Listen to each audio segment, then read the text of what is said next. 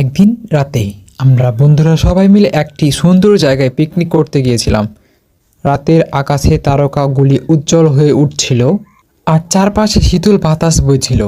আমরা সবাই মজা করছিলাম, খাচ্ছিলাম, গান গাইছিলাম, কিন্তু হঠাৎ করে কিছু একটা অদ্ভুত অনুভূতি হলো। আমরা লক্ষ্য করলাম আশেপাশে কোথাও কে যেন হেঁটে যাচ্ছে, কিন্তু কিছুটা দূরে থাকছে।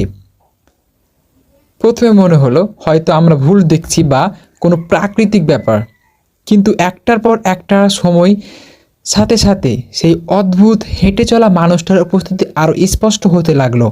কেউ একজন আমাদের দিকে আসছিল, কিন্তু আমাদের কাছে পৌঁছানোর আগেই সে হঠাৎ কোথাও মিলিয়ে যাচ্ছিল।